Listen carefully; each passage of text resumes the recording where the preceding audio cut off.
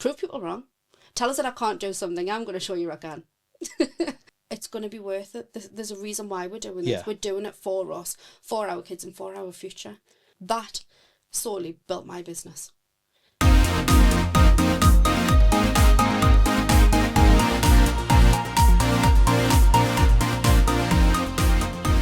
Well, hello there and welcome to the final edition in the current series of the About Small Business podcast. And I'm really excited to have a fantastic guest for you this week. And I would like to introduce Danielle Walling for Bella Sorella Hair and Beauty. Danielle, thank you so much for coming on the podcast. Thank you. And you've just told me that as well as your salon that you run, you also run the North East Hair and Beauty Awards. Is that correct? Yep. Right, so that's quite a major thing. Yeah. And in terms of the North East, how far would that cover them? We go as far as Northumberland, right the way up to Alnwick. We Right. go down to Teesside, Middlesbrough. As far as we don't touch the west, so we don't go as far as like Cumbria and Right, okay, yeah. so Lake District, you No, cannot no. come in. Not yet. Right, so yet. so potential plans afoot then. Yes. Right, Plans are wow. in place. Yes. Okay, now I mean, so you're very much embedded within that community, clearly, Yeah. to obviously have the contacts to be able to do that. Yeah. And how long has it taken you to sort of build up and get to that position where you were able to? I mean, when did it start the awards? We were established. We launched in January 2022. Right. So it's taken nearly 4 years to get to this point of being well established enough within the Northeast to then start to think about where are we going next? What are we Right. doing next? It was never something that I wanted to do with a burning desire, but having the Northeast Hair and Beauty Awards and seeing the way that that's went, it's just wanted us to create more in another area. So, I mean, what's your story then? I mean, sort of how did you? I mean, did you get a traineeship as soon as you left school? That kind of thing. Did you enjoy school even? I did enjoy school, and I actually done quite well at school. I'm not one of these people that's going to say, I didn't do very well at school or anything like that, but my background was always care, and I done health and social care. I went Right. to college and done health and social care, followed my mum's footsteps, went into the care provision of domiciliary home care, and I got into a manager's position at 21-year-old Wow. and hated it. Okay. What was it So- about the job that you didn't like? The pressure of it, there was so much pressure for a 21-year-old. It was Yeah. too much pressure. Back then I thought I could do it all. I thought, no, I'll be fine. I can do this. It's no problem. It's this really big, really important job. The optimism of youth, isn't it? Oh, absolutely, absolutely. And I was, no, I can do that. And the nitty gritty of it was, there was never an end point, and it was always, and I think as well it was working for other people as well. Yeah. I didn't like being told when I could have my break, when I couldn't have my break. So I decided I was going to work for myself and have no break. Right. Okay. So, how old were you when you actually started working for yourself? 22. Right. Yes. So, So I went and done my beauty training whilst I was working within care. Done my beauty training, and my understanding, I don't know a lot about the care industry, but my understanding is it's quite a lot of hours. It's quite high pressure it is. for what's essentially not a huge wage. Mm-hmm. How on earth did you manage to retrain when you're a manager Yeah. overseeing a group of people in busy positions and managing that? It How was did you find the time? I struggled. I really, really struggled Yeah. to start off with. And when I first started, I was just doing one course at a time. So I was enrolled into college and doing one course at a time where it was over like a 10-week period. Right. So it wasn't like I was doing everything all at once. As someone you could probably tell, not really into health and beauty. I don't. It's not an industry I use a great deal. I do get my hair cut once a month. Yeah. It's good. But that kind of is my limit. I live. I've got 2 daughters and a wife, so obviously their treatments, nails done, Yeah. lashes. We've got brows. I mean, I wasn't even aware that brows was a thing. Oh, everything's a thing within the hair and beauty world now. I do realise really that is. now. I have Yeah. that observational knowledge, I suppose, of seeing this all taking place. But in terms of, because you're saying you're doing a number of courses there, What is involved, for someone like me that doesn't know, what actually is involved in all these courses? What courses are you doing? Have you... So I originally started with eyelash extensions. Right. And that is and always will be my favourite treatment to do.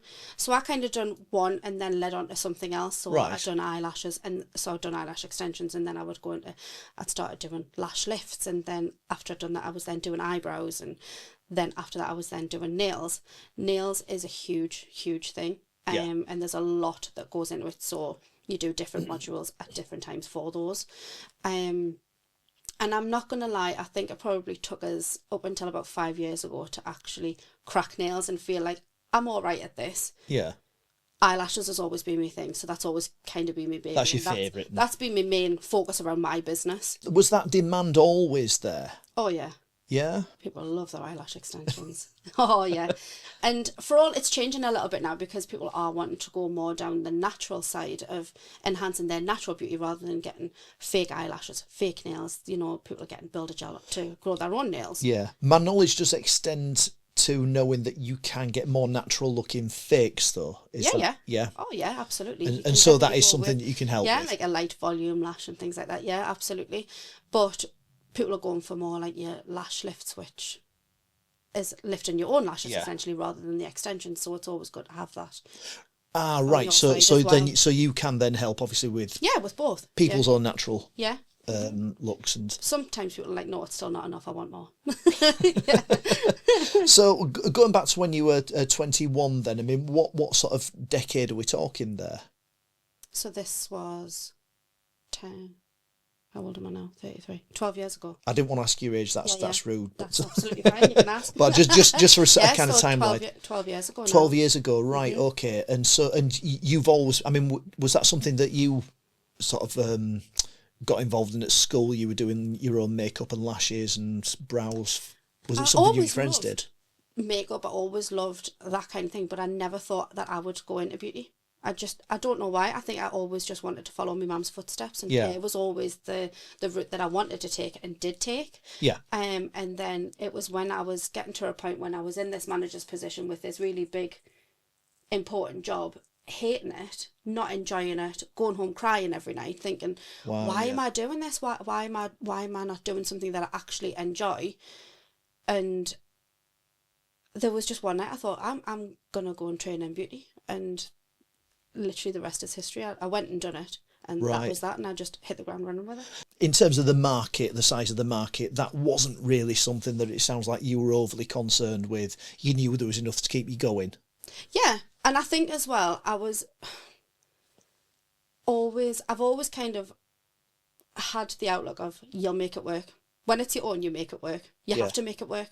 And that is the top and bottom of it. You will find work, and you've got to think outside of the box. You'll find a different way to get more clients in if you need to, and getting to a point now where 11 years down the line, I've still got them clients that still come to me now. And I think it's because I've always had that hunger and that passion to be there and to make every single client that walks through my door feel welcome and feel special. What I'm quite impressed with, actually, is that when you've got a job that's essentially demoralising you, you then still have a strength of character that you can then turn around and believe in yourself that you're going to make this work. Absolutely. Which is quite a giant leap of faith, and I think most people would consider it as such. Yeah. At the time, I had a few comments of, what on earth are you doing? You know, this is quite safe having this job and this kind of... Giving you success in that job as well. Yeah, and, you know, you've got a good wage for your age that you are, you know, we'd just bought a house, so it was kind of like, it was a massive risk to take to go self-employed, but I just knew that I could do it. I knew that I could do it, and I knew that I would prove people wrong. Tell us that I can't do something, I'm going to show you I can. So you'd bought a house at 22? We were 19 when we bought it. You were 19 when you bought your house? Yeah. Right, that is... Because I'm sure I read somewhere the average age of the first-time buyers now about in the mid-30s. It is so hard now. It's so different to what it was then. And don't get us wrong, it was difficult then, but I was going to say, you still had to, going back that far, you still had a substantial deposit to find. Oh, absolutely, but in comparison now to now, it's a lot harder for people to go. It's still an achievement. I think you possibly. Oh yeah, yeah. Maybe doing yourself down a little bit. Yeah, there, maybe. It's. I'm thinking back to when I first bought my house. This is 1997. I think we managed to scrape together a £2,000, £3,000 deposit or something like that, and that's. See, the house that we bought was. We had to rip it to shreds. Yeah. It was quite.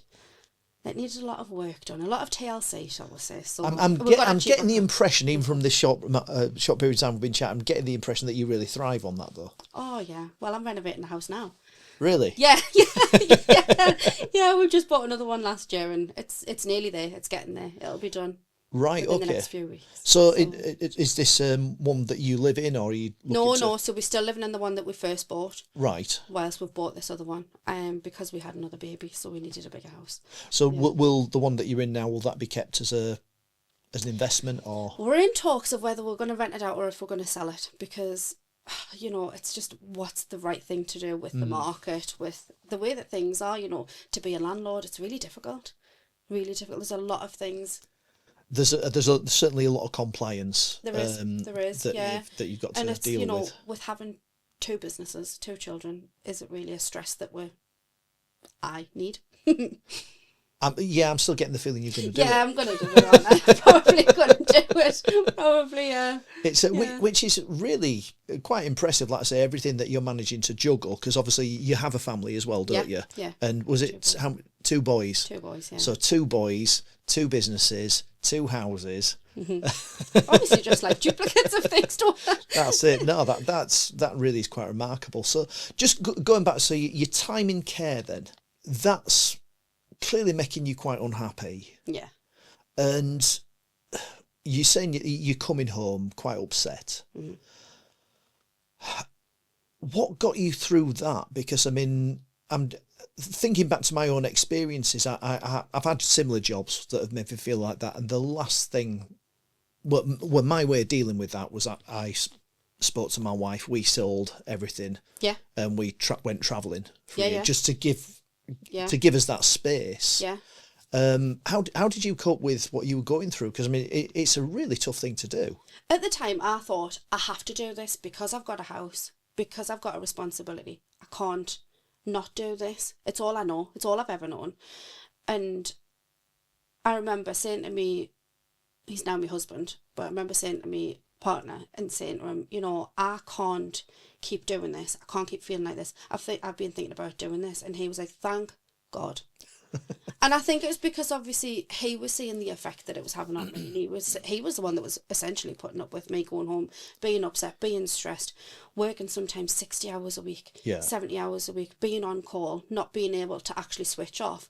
At 21 and 22-year-old, it's not really that fun when we've already got quite a lot of responsibility on our shoulders for being so young. Yeah, I think at an age as well where lots of people your age would be just out living a relatively carefree life. Yeah, we were within our friendship group. We were the first ones to have a house, so we were the ones where we would have our friends over, and I think I just needed the reassurance from him that no, I think you're right. I think you need to change this.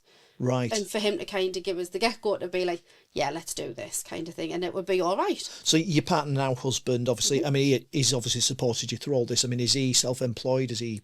No, so he's employed. He works at Nissan. Ah, right. So so steady job. Yeah. And that's he's been happy to support you through everything that you've done. Yeah. It's still an awful lot to do. Presumably obviously you met relatively young. 15. Right. 15, so wow. Yeah. So you met at 15. Testament to you that you're still together and clearly working at He's that. Probably thought, what on earth am I doing with her from time to time? And honestly, sometimes I think, hey, Danielle, don't push it. Don't push it anymore, honestly. And he's just like, well, if you think it'll work, then yeah, okay, we'll do that. Clearly, he's seen that in you, though. Oh, absolutely. And he is so supportive, and he's so proud of what we have achieved, because I wouldn't be able to achieve what I've got without him, with having a salon as well. I think that is really, it's something you touched on there that is really important that not everyone kind of gets, and that's like, particularly when you have kids as well, it's about a team effort, isn't it? Absolutely, you have to be a team. It doesn't, you know, well, you put yourself under a remarkable amount of pressure. Absolutely. If you've not got that support. Oh, 100%. Yeah. He's very laid back as well. Is he? Yeah, I think he's probably had to be being with me. He is very, very laid back. People will say, you know, honestly, like you're practically lying down. He's like, I know.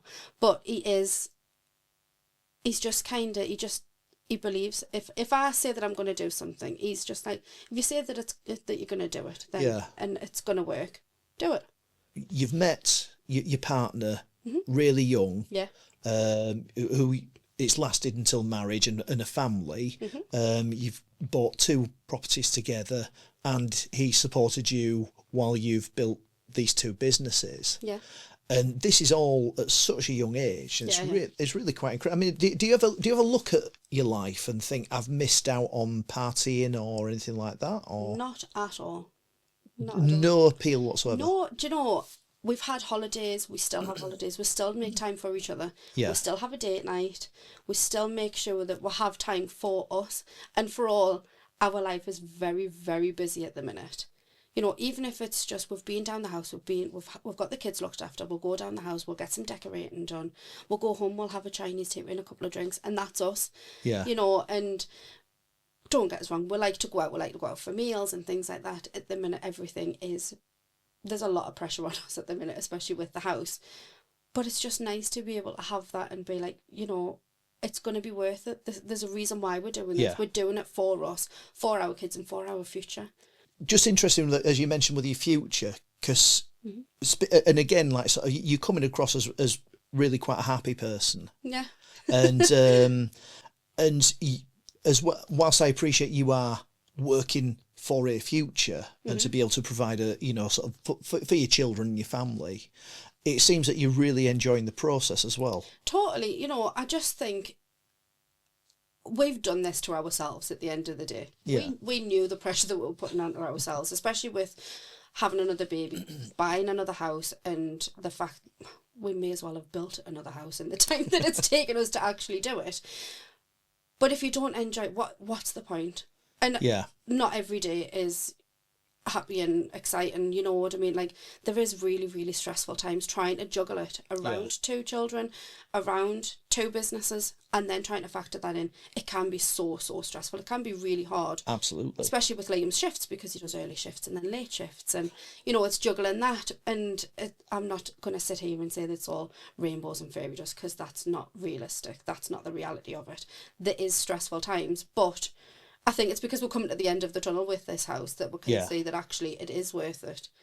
And we've had to make sacrifices. Yeah. You know, like a holiday this year, we haven't had a holiday. We've been to Disneyland Paris though, so he's like, that is a holiday.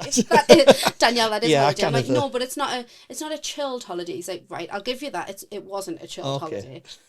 But we've been away. I'm like, I know. So it's just kind of finding the balance, I suppose. Yeah. I mean, were you always ambitious as a when you were yeah. Yeah. I'm sure my mum's actually called us Del Boy a couple of times. So call that ambition. Yeah, this time next year, Rodders, you know. Yeah. So you've always had those plans. Yeah, I've always wanted to do more. You've certainly, as we've established, you've made a number of relatively unconventional choices at a young age. Yeah. How do you perceive people taking a more normal path, maybe going to university, maybe just getting a job that they're not quite so bothered about, and just going out partying on a weekend? You said you don't miss that. Yeah. How do you view people that are doing that? Do you think they've sort of maybe missed a trick and maybe sort of... Not at all. I feel like everybody's got their own path. Everybody's got a way that they see as normal and what they enjoy to do. There's no right or wrong way at the end of the day. I love to go out and have a good time with my friends, with my family. Albeit I don't do it as much as what other people do. Yeah. And we didn't do that when we were young, because, you know, we did put a lot of pressure on ourselves. But I'm not saying that them doing that is wrong, or that they shouldn't have done that, or, you know, it's just... You just decided it wasn't for you. Yeah. I would rather have a holiday. I would rather have an extra holiday. Yeah. You know, when we were young, prior to having children, we would have an extra holiday. We used to always be away. This last year we haven't, because obviously like I say, with pressures of the with property. having 2 houses. But prior to that, we've always got something planned. We're always going away for a weekend, or Yeah. going camping, or got a holiday planned, or going here or going there. You know, it's. I think that keeps you going though, doesn't it? Oh, It's that, absolutely, yeah. that concept that, The well, only time I take off. yeah. Yeah. If I don't have something planned, you better believe I'm going to be doing some sort of job, whether it be in the salon or whether it be to do with the awards. Fantastic. So just going back then to, because I want to talk a little bit about your salon. Mm-hmm. Once you'd basically sort of done all your courses, mm-hmm. what was your process then? Were you then sort of working from someone else's salon? Were you... No, so I went mobile right. to start off with. And I'd set up the business, went mobile, and then a month later I found out I was pregnant with my first son, Tommy. Yeah. So I then decided to rent a room in the sunbed shop at Black Hill. Right. And I loved that little room. I absolutely loved that little room. That solely built my business. Being there and the amount of people that were going in there was unbelievable. And I was like, yeah, come and have a look. I'll talk to you about your eyelashes and all the rest of it. There was another lady, Trish, that worked in there as well, and she was doing nails. So we were a really good team. Right. She was doing nails, I was doing eyelashes. And I worked there up until I was 37 weeks pregnant. And then I decided to go home because, I was very heavily pregnant. Yeah. And because I'd went self-employed, I worked up until the day before I had Tommy, and I was 8 days over. Yeah. Because I wasn't entitled to any maternity. I think that's the additional pressure, though, isn't it? Yeah. So there's no support there for you or anything like that. Totally. And I then, he was 6 days old when I had my first client back in my house, because I didn't have a single penny, and this baby needed nappies on his bum. Right. So it was. Don't get us wrong, it wasn't like I was going out and I was working.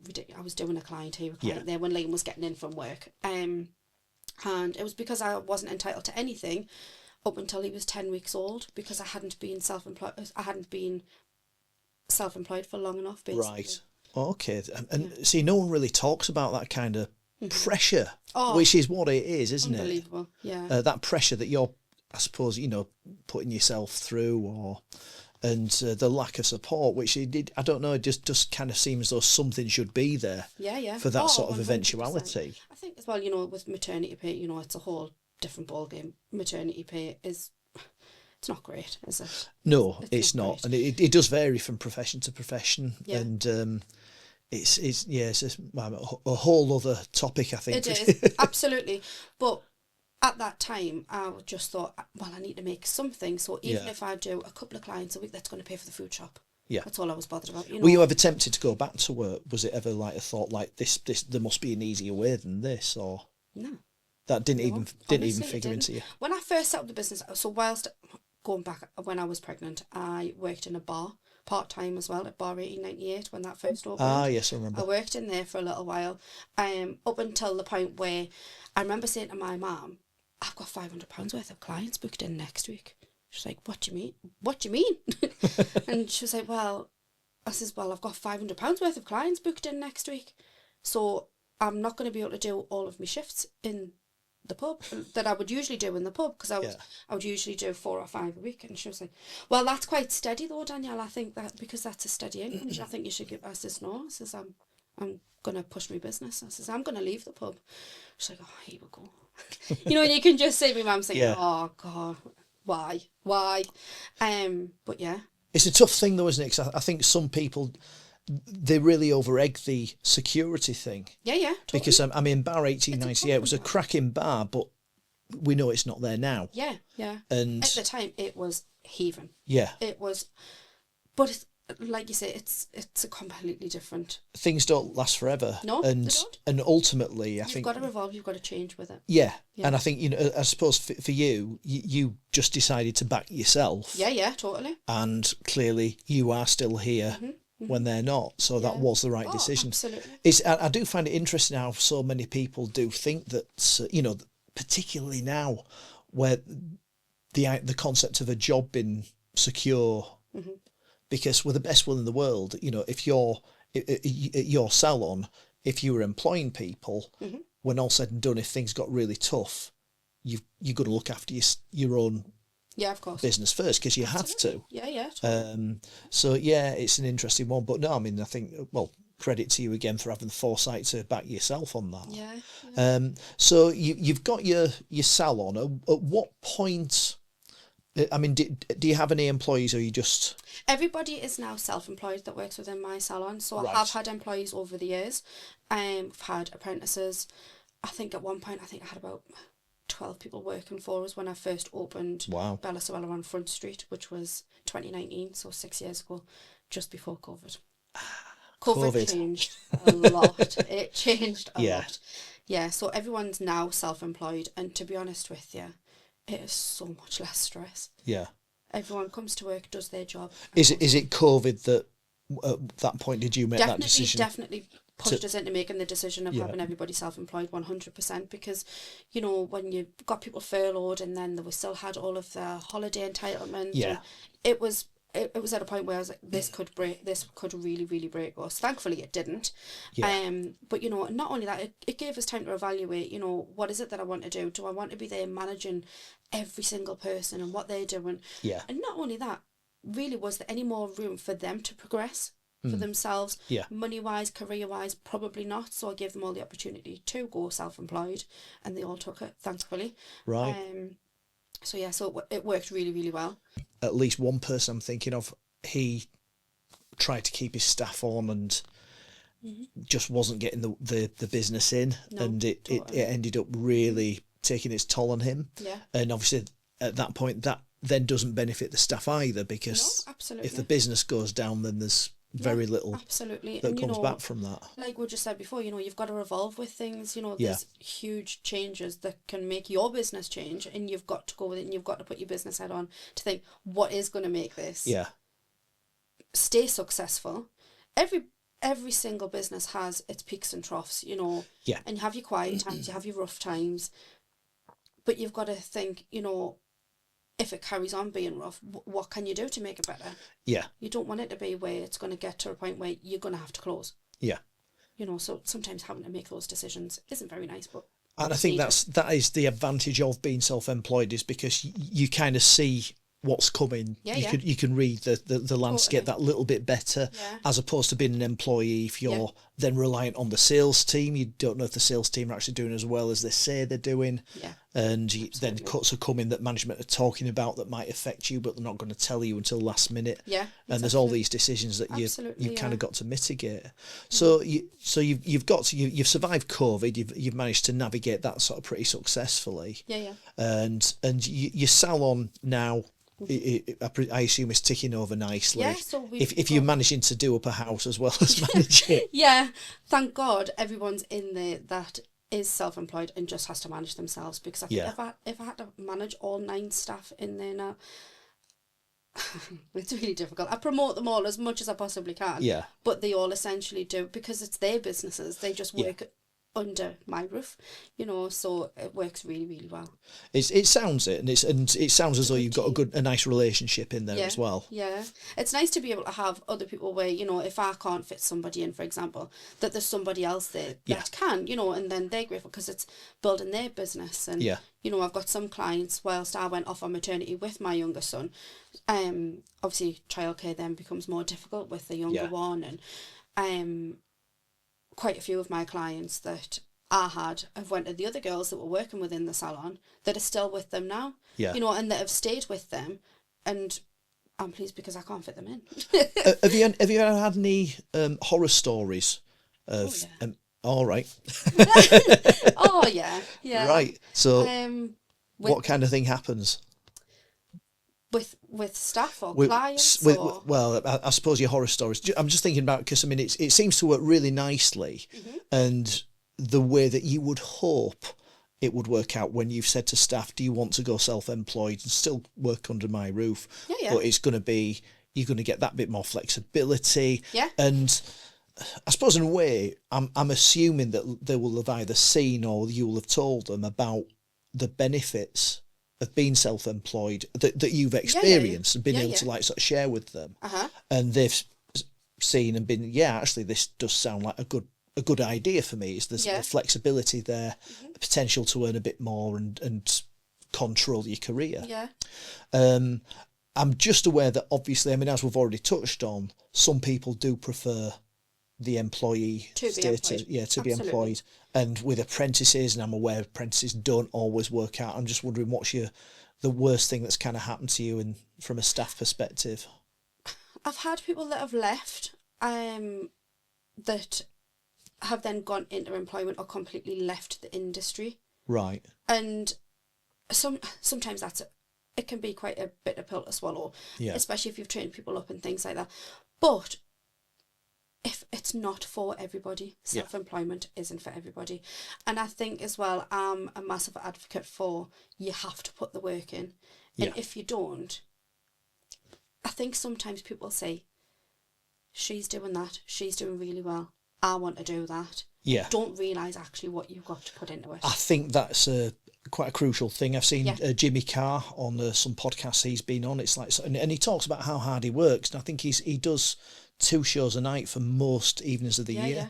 And he's saying people see that he sells out halls and things like that. They see his TV appearances and they think, I want that. He says, what they don't see is me sat for 10 hours writing jokes and that's it, and that's the less glamorous side to it. Totally. And you know, with having a salon, it's not just about going in and doing eyelashes and doing nails and doing hair. That's not that's not it.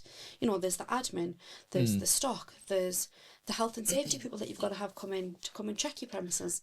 There's all of your policies and procedures, it's your risk assessments, it's all this kind of thing. All the fun stuff. The accounts.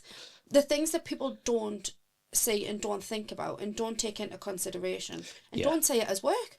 You know, myself, 12 years ago, thought about the fact that I had a £500 week booked in and didn't think about the fact that actually I was going to have to do another 10 hours that month to be able to do my accounts, to be able to do my stock order and to do this. Didn't factor that into it. No. Because that was something that I would just be doing on a night time, but then actually the hours start racking up. Yeah. And it's probably taken us up until 2 years ago to realise that actually the paperwork side of things is probably the biggest job of all that you've got to do every single week. Yeah. Especially with having the awards business as well.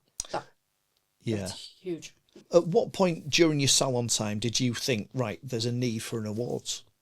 I was in Manchester for my husband's 30th and we were sat in the hotel bar. There was an awards ceremony for tradies, so for like plasterers, electricians, and it was near Christmas, so it was the end of November, and they were all coming in, they were all suited and booted, and I'm looking around and I could see Liam looking at us out of the corner of his eye thinking, oh, don't give her eye contact, don't ask her what she's thinking. And I'd seen this sponsorship board of all these different businesses. So I'd started to Google them, and it was all local businesses within the Manchester area. And they were there representing their businesses, and I went to the bar and I went and asked. And says, oh, what's going on? There's an awards ceremony. Oh, right. And I went back over with the drinks. Liam should have known because I'd went to the bar for the drinks. And I went and sat back down and I says, I think I want to do this. And he looked at us, he says, what do you mean? I says, I think I want to have an awards ceremony for the North East, for the hair and beauty. I says, because we get forgotten about. Every single place, you know, I've been up for awards and they've been in Birmingham, they've been in Manchester, they've been in London. We get forgotten about in the North East. There's not enough going on here. There's not enough celebration within the North East. And I said to him, I says, I'm going to set one up. What I'm finding interesting is so you didn't think about you just went for the whole North East rather than thinking about Consett or... The first year was very, very Derwentshire based, I would say. Mainly because obviously, naturally, I'm from Derwentshire. The people that I knew were in a very close proximity. I think the furthest that we got to was Langley Park. Right.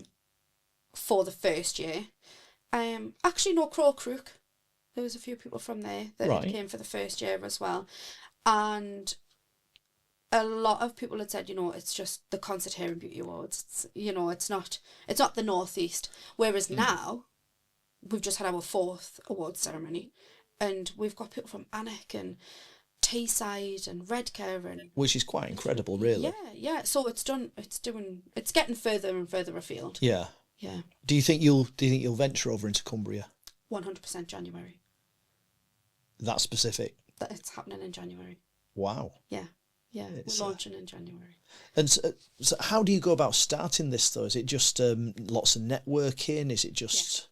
Thankfully, with the people that I have been very, very fortunate enough to be able to meet within the Northeast through having the Hair and Beauty Awards, they've got contacts everywhere, and I've been able to network with so many other businesses and so many other brands that go as far as Cheshire. You know, there's so many incredible people that I've had pointed in my way just through talking to people, just through getting myself out there with the awards to be able to actually get to know more people. So at the minute we're venue hunting to be able to for where to hold it for our first year, and then to get the word out there that it's happening. You know, and it's because I've built the business and built the business model of the Northeast. And it's just replicating it. Yes. I did think about franchising it and having somebody else be me. Yeah. But I don't want to give that to somebody else.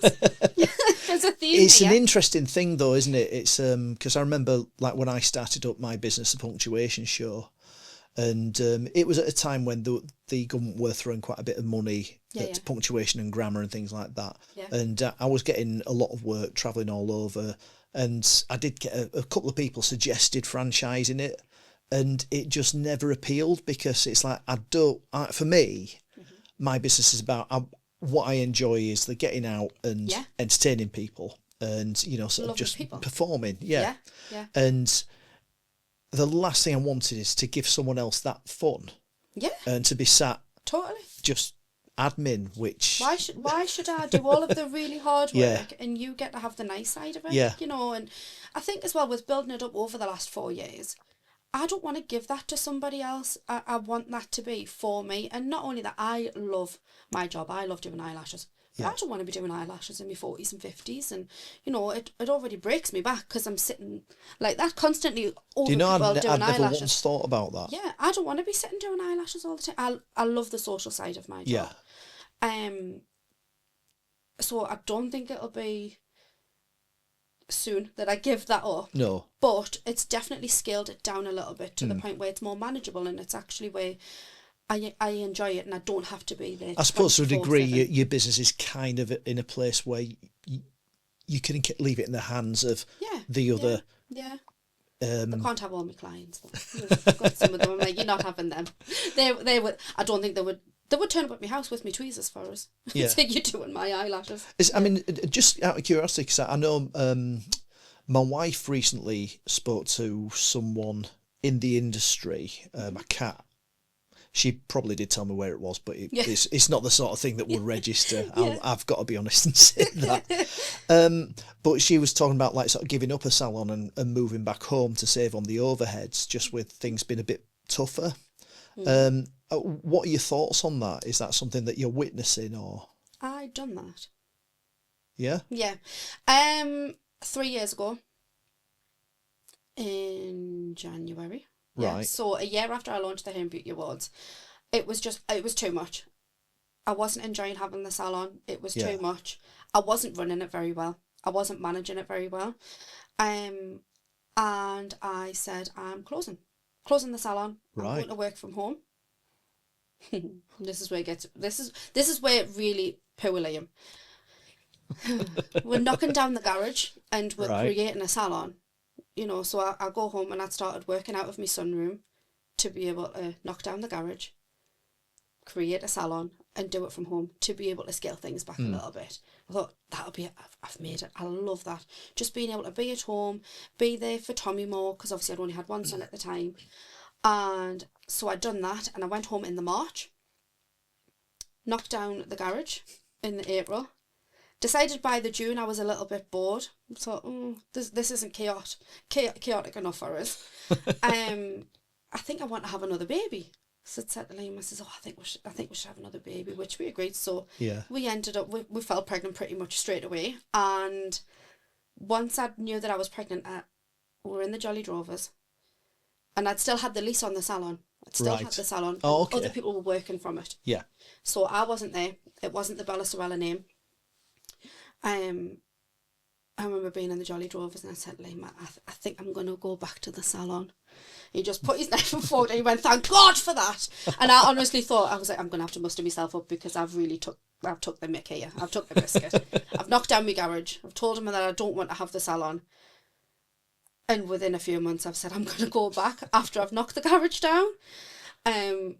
He's not going to like this. But honestly, he was like, thank God you finally came to your senses, you're going back. So I tried it.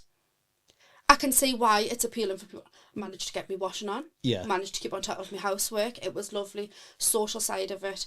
I'm too social. I like to be around people. Yeah. But I needed to do that to realise that I don't want to be at home. That I want to be around people. And that's the side of the business that I love. I love being around people.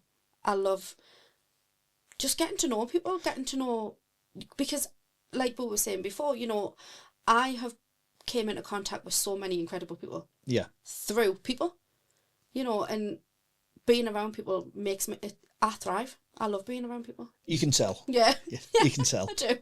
It's so in terms of the future then, we've got your plans mapped out for the, obviously continue with the North East Hair and Beauty Awards. We're moving over towards Cumbria. Northwest, yeah. We're doing Northwest, the whole Northwest, so not just Cumbria. We're taking that in our stride and doing that. Yeah. So we've clearly got ambitious plans.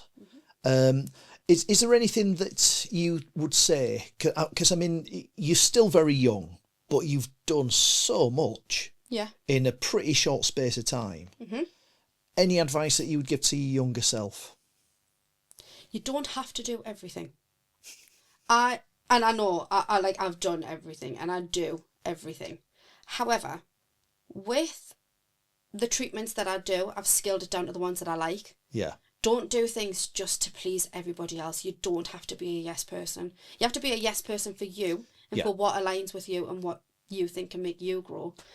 Not because somebody else wants you to do it. So please yourself. Yeah. I think it's fantastic advice. Danielle, it's been an absolute pleasure speaking to you. You've achieved so much. I've no doubt whatsoever that you're going to carry on achieving and building everything. Thank you so much. Thank you Cheers. for having us. Thank you.